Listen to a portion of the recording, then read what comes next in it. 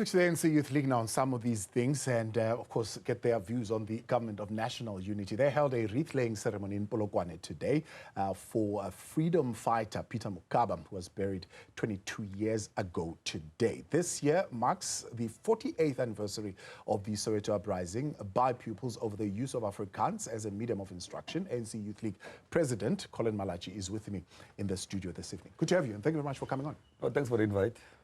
Fresh from Limpopo, and you are commemorating 22 years. So 22 years ago, Peter Mokaba died on this day. 22 years on.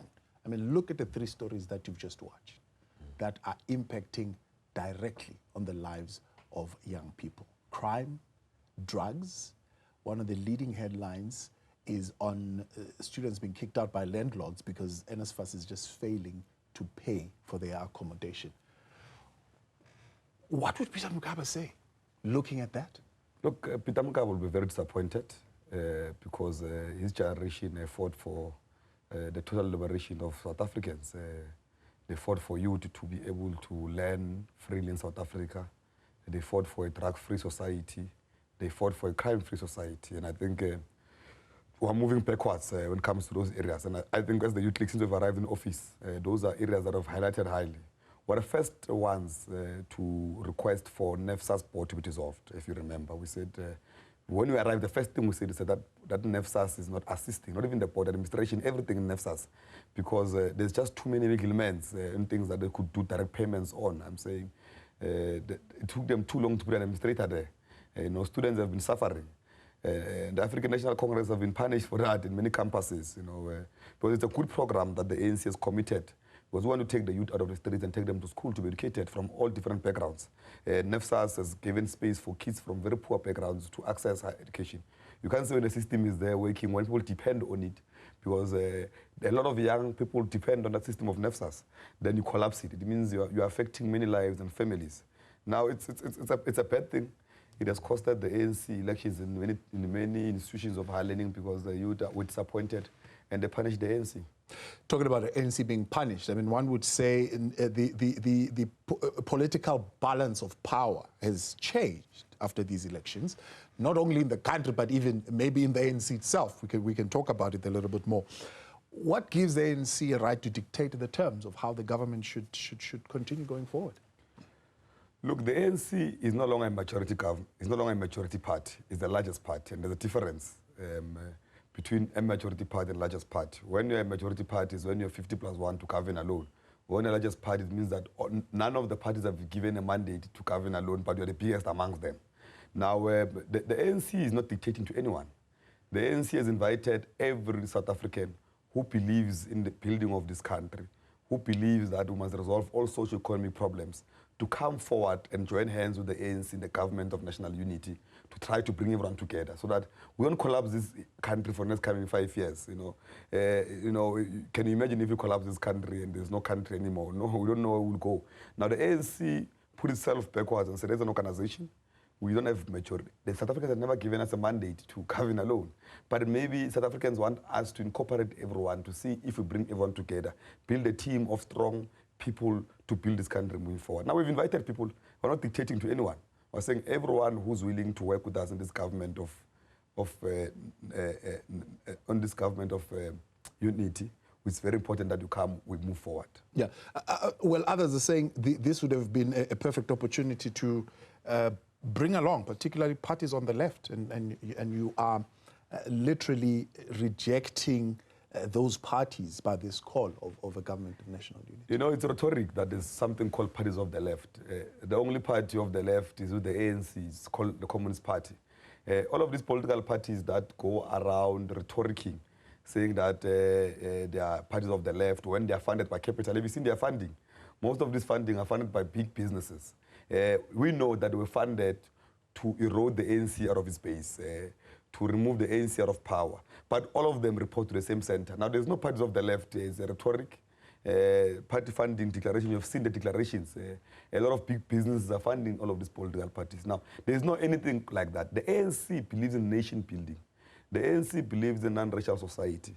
The ANC believes in bringing everyone together. We're not going to participate in some division called blacks-only parties in South Africa. That's not what the ANC fought for.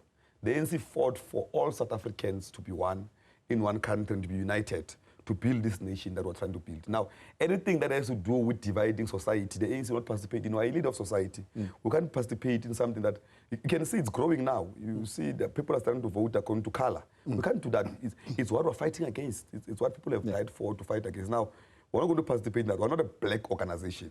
No. We're an organization for all South African. We're a non-racial organization. That is clear that we understand the injustice of the past, that a lot of black people have been oppressed in the past. That's why we've put policies in place to accommodate those who have been oppressed in the past, the Triple BE, affirmative action, and many others. Because we acknowledge that, but not saying that we're not organizing this country only for black people. So there are some in the NEC who have spoken out, even in the media, about their view of overwhelmingly rejecting any arrangement with the Democratic Alliance. How do you feel about that as the ANC? You know, our biggest problem as the ANC, which you must acknowledge, is that it's our inability to discipline our own leaders and members. There is no organization that can survive without discipline, no matter how big it is. Now, look, I don't know why we are not acting on them, but I think we must act on them urgently. We're calling upon the ANC to act of anyone who's discipline. And any meeting seats of the ANC, it will take a decision. You debate in the ANC internally. It's a meeting, a private meeting of the African National Congress, which all NEC members are given the opportunity to raise their views. Then there is what we call majority view out of the meeting. Then when there's the majority view, there's what we call democratic centralism. Now, you don't always agree to things. You don't go to meetings to come out with the one suits you. Sometimes when you come out, you listen to majority view, then you get convinced through debate, then you move forward. But there's people that want to run around and do as they please in the African National Congress. I think their time must end. People must not do those things. In the Youth League, we act on those such people. We'll act on you if you speak outside a collective wisdom, because that's why there's an organization. If you want to be alone, the space for independent people to contest elections alone. But if you want to be an organization, you must submit to his rules and his disciplines. Yeah, they seem to be unconvinced. I mean, you're saying you sit there and you convince each other. They seem to be unconvinced at the idea of forming a coalition government with a party with which you are at variance with ideologically. How do you justify that as an ANC Youth League? Look, the ANC did not win these elections. I think let's first start there. Now, when you have not won elections, you bring everyone and you set principles and say that we want to do a government of national unity.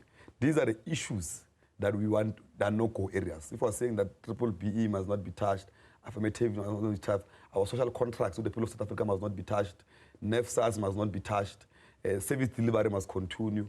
Are you ready to commit to work on this? If you say yes, then we work together, we move forward. Now, it's about that. It's about putting South Africans first sometimes. I'm saying there's no political party here now that agrees with the ANC ideologically. I can give you an example. The EFF, for example, they went and said the organization that is formed to fight for land for our people. We went there, were short of 2/3 majority to amend the constitution to give the land to our people. They refused. They went and did some funny things, introduced a new debate that was never there on the table. I'm saying, we all know is the ANC. The ANC is an old organization. We know the first thing that they wanted to do, they wanted to divide the ANC from within. It was too strong to collapse. What they're doing now, they're funding a lot of political parties, calling them black parties, who rhetoric about the economy. Because one of the issues that we need to acknowledge as the ANC, and I think we acknowledge now, is that for the past 8 years, the biggest mistake that we have done is not to restructure the economy to benefit the majority. Now, anyone who speaks about the economy now, because of high level of unemployment, high level of inequalities, is attractive to the voter. And I think when we're building this government of national unity, the first thing that we must put on top of the agenda is to restructure the economy. If you've heard the youth elections have arrived, we spoke about the export quotas. I'm sure you've been hearing the president of the ANC has been thinking about it, because they're trying to acknowledge, because we need to reindustrialize the economy to create enough jobs for our people. Let's put South African first. Because why are we exporting our jobs as raw material to other countries to industrialize their economies and build secondary industries at the expense of our people? Now, we need to sit back and say, we've built institutions, we've built structures. South Africans have taken them to school. People can go to school from now until tertiary level. They're educated, but if they're unemployed, it means all the work we've been doing means nothing. Now, there are some liberation activists who are saying, in fact, on that very question of restructuring the economy, that actually, if the ANC goes into a coalition with the DA, they will be much closer to one another than they would be with the EFF, because the ANC has actually adopted the neoliberal policy stance of the DA, playing exactly out of the DA playbook. In fact, John Steenhuisen, in some instances, when the Minister of Finance reads the budget, he says it's exactly within their playbook.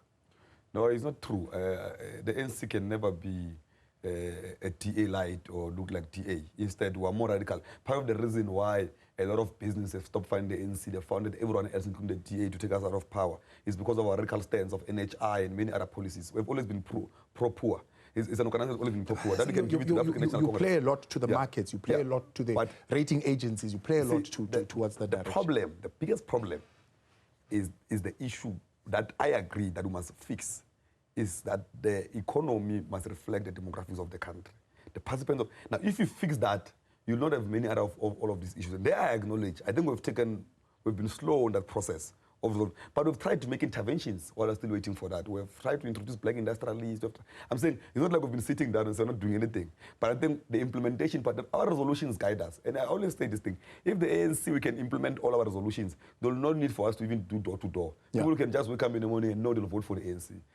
And it's a long one to bring in the youth league that the biggest thing that we want to do in the ANC is to force the ANC to implement its resolutions. I can tell you now, 2029, the ANC will come back as the strongest party than any other party because of that. Let's take it back live with you. Still in conversation with President of the ANC Youth League, Collen Malatji.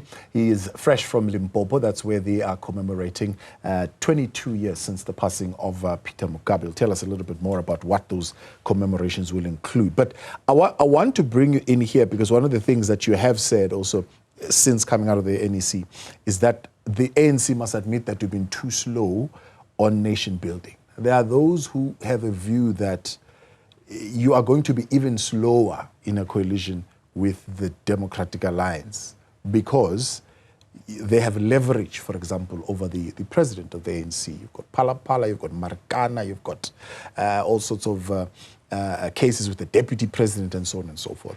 That puts you at a position of disadvantage in terms of negotiating with those parties. I think let me clarify one thing. We're not going to any coalition with anyone. We're inviting people to govern with us. We're not going to any coalition. We're inviting all political parties to come to the table who agreed to the program that I've explained to you to come and govern with us. Now, the lies that we're going to DA, that is a rhetoric created elsewhere. But we're inviting everyone, whether it's EFF, whether it's all the parties that agree to our means and objective of what we want to achieve. Yeah. On the nation building, yes, look, we've been too slow on it. South Africans are still divided according to color, according to tribes, according to sexualities, and I think this new opportunity that South Africans have given us to unite everyone might assist us to put them together, because we had the political parties who are literally campaigning in colored areas, inviting colors, that colors must vote for colors. Those are the results of what things that we must fix. Because the most important thing is to put the country together, to build a society that everyone can exist in one country and not have issues. And that is what we need to build. We don't want a situation where people want mobilizing people on tribes, rather than mobilizing people on racial groups, rather than mobilizing people. Now, I think that is an agenda that we're going to fix very importantly. But also, you can't fix it easily if the economy is still structured the same way. Yeah. If there's still a certain race that is seen to be the ones in charge of the economy, there's a certain race that is seen to be face of poverty and all of those things. That's why our emphasis as the Youth League is the restructuring of the economy. The South Africans have taught us a lesson.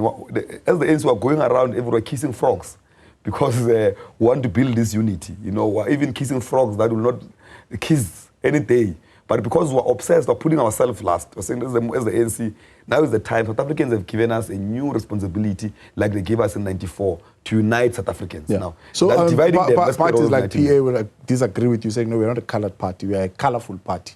MK would disagree with you, saying, no, we're not a tribal party. We've actually gotten votes throughout South Africa, even in places where they don't speak Zulu.